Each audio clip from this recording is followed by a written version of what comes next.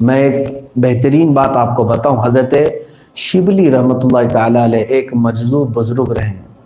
ان کے متعلق بڑی عجیب و غریب بات ملتی ہے کہ زندگی بھر اپنے آپ کو قید میں رکھے ایک جھوپڑی میں، نہ لوگوں سے ملاقات کرتے، نہ زیادہ اپنی، ہاں ایک بات یہ بھی یاد رکھیں کہ زیادہ تعریف اپنی آپ کی پسند کرنا یہ بھی نفس کی خواہشات میں سے، نفس موٹا ہو جاتا ہے لوگ جب زیادہ تعریف کرنے لگ جاتے ہیں، آدمی کے اندر غرور اور تکبر بھی آتا ہے۔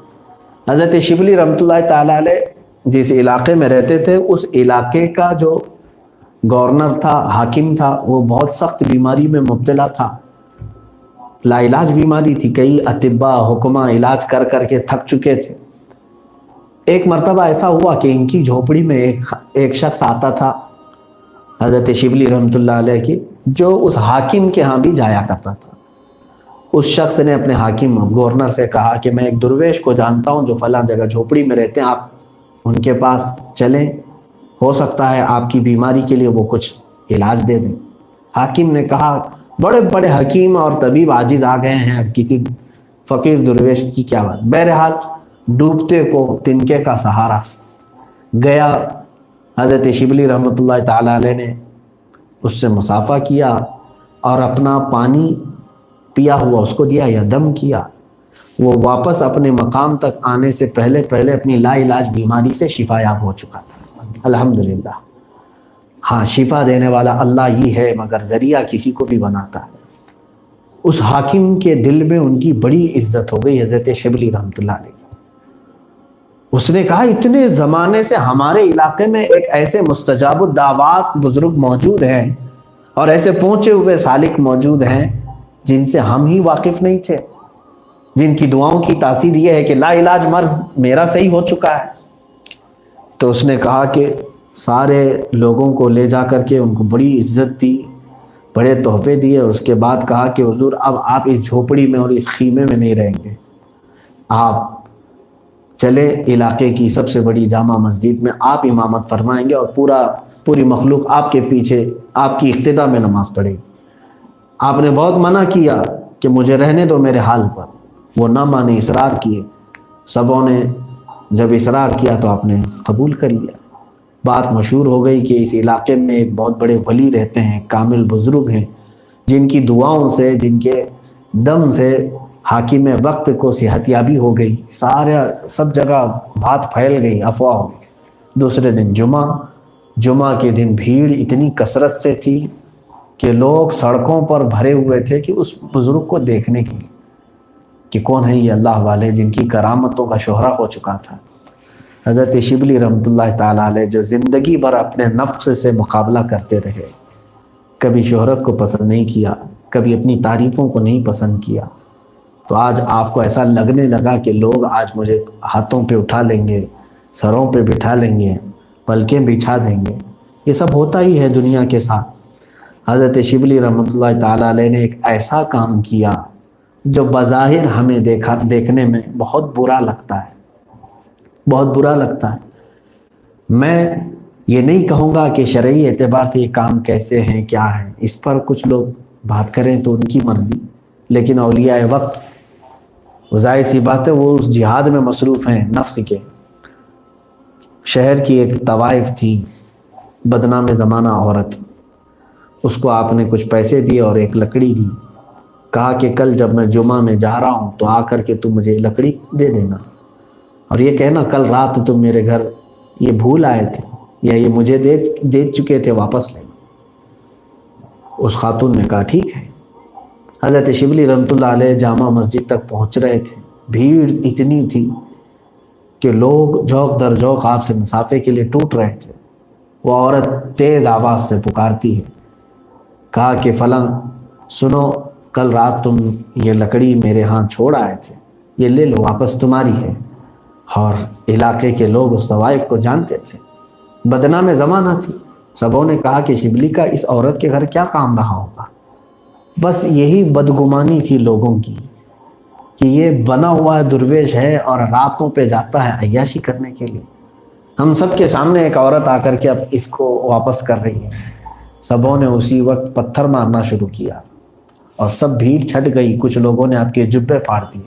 کپڑے پھاڑے، مسجد تک جانے نہیں دیا گیا آپ کو، اور آپ واپس آ گئے اور اپنے خیمے میں آ کر کے خوب ہنسنے لگے اور کہا اے نفس آج میں نے تجھے زیر کر دیا، تو تعریفوں کے بہت اعلیٰ سطح پر پہنچ چکا تھا، لوگ تجھے بہت چاہ رہے تھے اور تو خوش ہو رہا تھا، لیکن آج ایسی نوبت آ گئی کہ لوگوں نے تیرے کپڑے پھاڑ دیے، تجھے بے عزت کر دیا۔ تو نفس کے ساتھ جہاد ان لوگوں کا ایسا ہوتا تھا کہ ہم زندگی میں جو بھی بری چیزیں ہوتی ہیں اس کا سارا الزام شیطان کے اوپر رکھتے ہیں۔ فجر میں نہیں اٹھا، شیطان سلا دیا، فلاں گناہ کر لیا، شیطان نے کروا دیا۔ شیطان تو کرواتا ہی ہے، اس کی وہ فطرت ہے، شیطان برائیوں کی طرف ہی لے جاتا ہے۔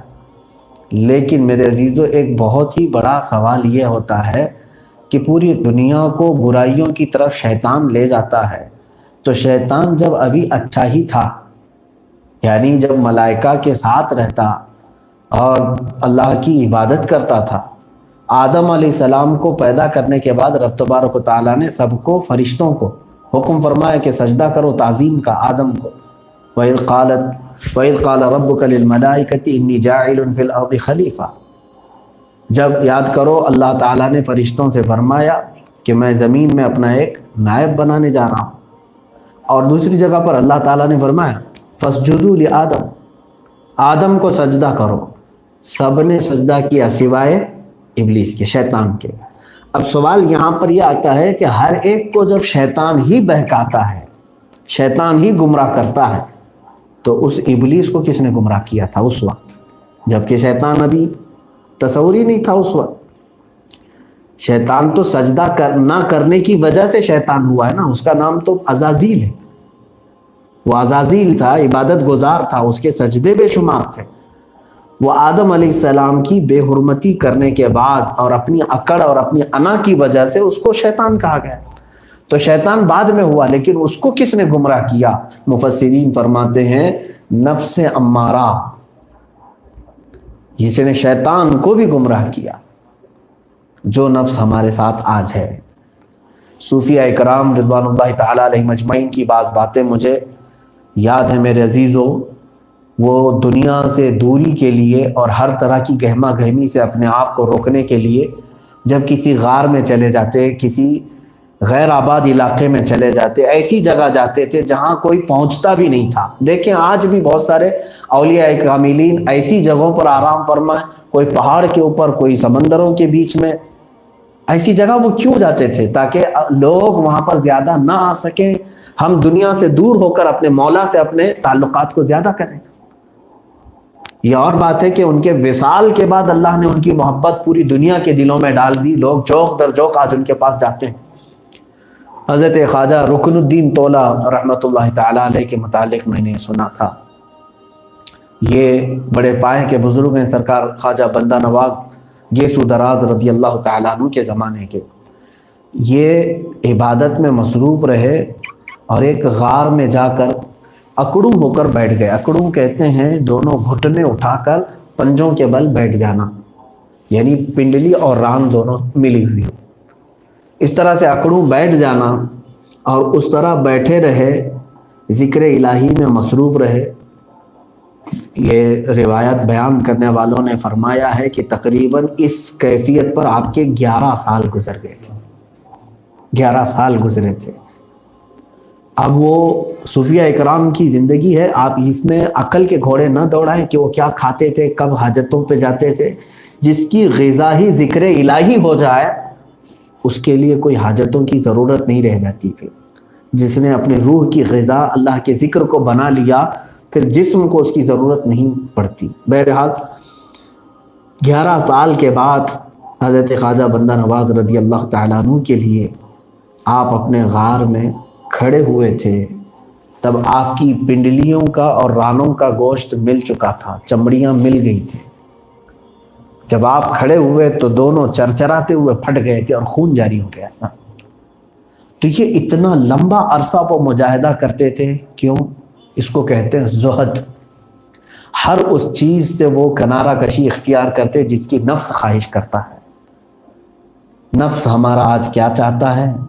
عیاشی چاہتا ہے، آرام پسندی اس کو چاہیے، اور اولیاء کاملین ہمیشہ اسے مشقت دینے کی کوشش کرتے تھے، اس لیے کہ مشقتوں سے ہی یہ نفس صحیح ہو سکتا ہے۔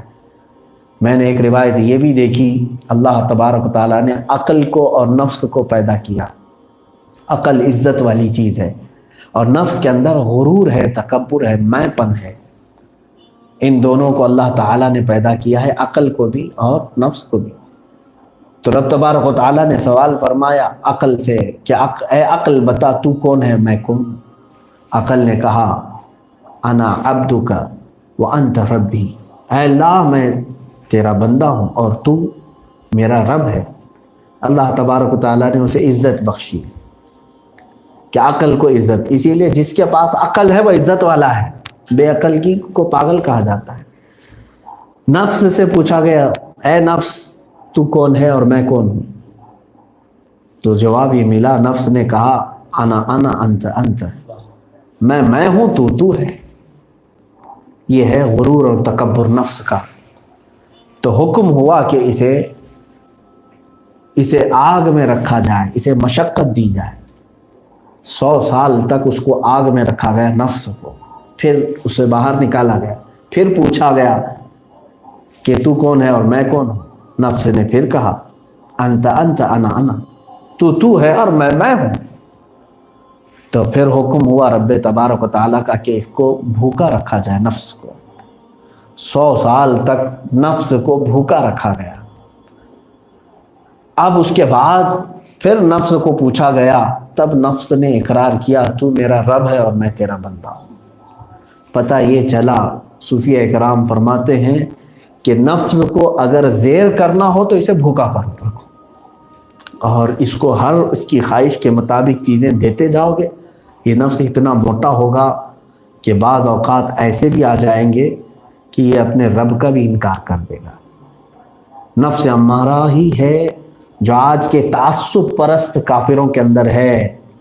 آج جو کفار و مشرکین اپنے رب کو ماننے سے انکار کر رہے ہیں، ان کا نفس ہے وہ جو کبھی ہو گیا ہے، اس کی ہر پوری خواہش کو انہوں نے پورا کیا، اسی لیے ان کے ہاں کسی چیز کی ممانعت نہیں ہے۔